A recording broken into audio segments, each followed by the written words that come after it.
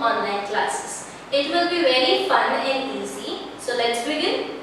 The first chapter for our following academic year will be Maps. I have divided this chapter into 5 subtopics.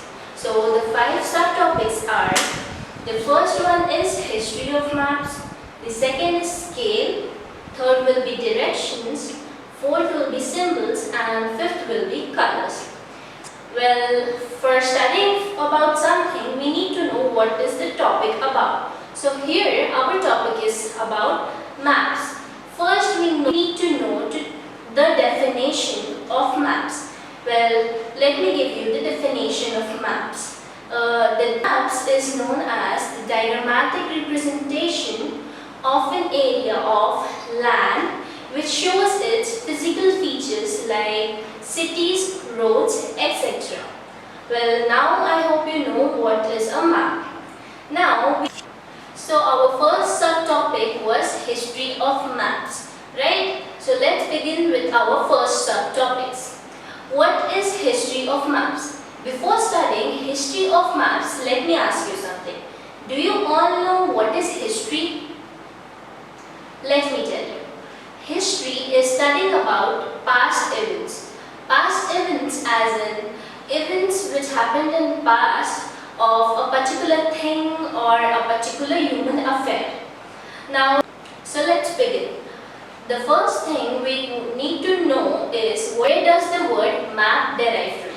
Well, let me tell you. The word map is derived from a Latin term which is known as mappo. Well, students, as there will be study for each and everything, there is a study for maps as well. Now you might be wondering, what is that study called? That study is called as cartography. Cartography is a science of making maps and globes. Well, now can you answer me something? What is a person who studies cartography called as? Let me tell you. The person who studies cartography is known as a cartographer. That person learns how to make maps and globes. Now, let me show you something. On my back, what you can see, it is written as atlas, right? Now, do you all know what is an atlas? Let me tell you. An atlas is a book of collection of maps. An atlas is basically a book in which all the maps are together, like the world maps, India maps, state maps. Each and every map is collected in an atlas. Well, the first person who created this atlas was Gerardus Mercator. He created this atlas in the 16th century. He collected entire maps and collected it in one book and named it as Atlas. Well, do you all know when does the first map came into existence? And who was the person to make the first map? Let me tell you these things. Now, the first map was the world map. The first map was made in a country named Babylonia. Well, as we stay in India and we are known as Indians, right? So, similarly, the first peoples who stay in Babylonia were known as Babylonians. So, the first map was created by Babylonians and the map was known as world map. Well, now the question remains is when it was made. It was made in 6th century, nearly 5,000 years ago from now. And it was made on a piece of clay. Well, you can see a map on my background. It is the world map, the first world map made by Babylonians. It was on a clay. Now, I hope you all are having a clear picture on what is a map, when it was made and how it was made. Right? Now, let's study further. Well, can you say me something? How am I communicating with you? Exactly. I am communicating with you while talking and through my actions as well. Well, do you people know that maps also do communicate with us? The thing is how? Well, it sounds a little bit weird. Well, if you know it in detail, you will no more find it weird. maps also do communicate with us with its own languages. Supposingly, maps have 4 languages. Like it have 4 aspects. The first one is scale, second is direction, third is symbols, and fourth is colors. Repeat after me, children. The first one is scale, second one is directions, third one is symbols, and fourth one is colors. Well, I hope you got till here. Now, let's study further about our first aspect. Well, the scale is the distance on a map corresponding to the distance on the ground. I think you find it a little bit difficult. Well, let me enhance it and explain you. Let me give an example to you. On my back, you can see a picture, right? That picture contains of a bridge. On that bridge, you can see something. What are that? That are lampposts. Lampposts are similar to street lights, right? You can call it as street lights as well. Now, these lampposts, in this, a girl walked with her friend on a bridge, on this bridge, right? And that girl noticed something. What did she notice? She noticed that these lampposts were on equal distances. These lampposts were on equal distances on the bridge. Now she wanted to draw a sketch map. Well, if I tell you to draw a sketch map of this bridge, how would you draw? You need the distance and you need the meters of it, right? You need the how much length is there of the bridge and how much the distance is there between lampposts, right? So let me show you. Well, what can you see on this? This is a sketch map. Now, you wonder how did I draw it, right?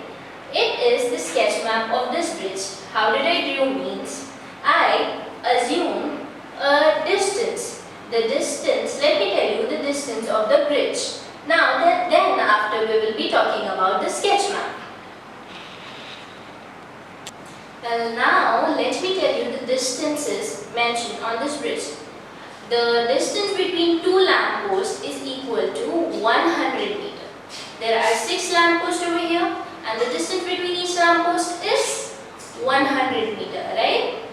Now, how can you find out the length of the bridge?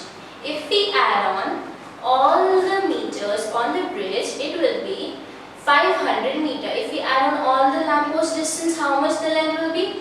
500 meters. So the length of the bridge is now 500 meters. Well, now you people tell me, can you draw the 500 meter bridge on a small A4 size paper? Can you? No, you can't. Let me tell you how did I draw it. I assume the distances. First, the distance of this, the distance between 2 lampposts was 100 meters, right? Now, I have drawn the distance between 2 lampposts as 5 centimeters. Likely, I assume 100 meters on the bridge as 5 centimeters on the sketch map. Now, I have drawn a 25 centimeter sketch map, a 25 centimeter bridge over here. If we add on all the distances between lampposts, it will be 25 centimeter. As the distance in the bridge was 500 meter, here we will be assuming 500 meter as 25 centimeter on the sketch map. So now the distance on the bridge versus the distance on the sketch map. Let me tell you in detail about this. How we will be writing this? The 100 meter on the bridge is equals to 5 centimeter on the map. Likewise, 500 meter on the bridge will be equal to 25 centimeter on the sketch map. Is it simple, students? Right. Okay, students, let me give you one more example for your understanding. Assume like you are standing at a place. The place is named as Mehboob-Nagar. From Mehboob-Nagar, you need to go to Varnapati. What will be the distance of it? The distance will be 50 kilometers. Just assume the distance as 50 kilometers. Now, if you need to draw the distance at the sketch map, how will you draw? How will you assume 50 km as? Can you say me this? So, you need to assume it as. What will you assume as? You need to assume it in a centimeter. Well, it is of 50 kilometers. How will you convert it? You could take it in centimeters. Like 10 kilometers is equals to 1 centimeter.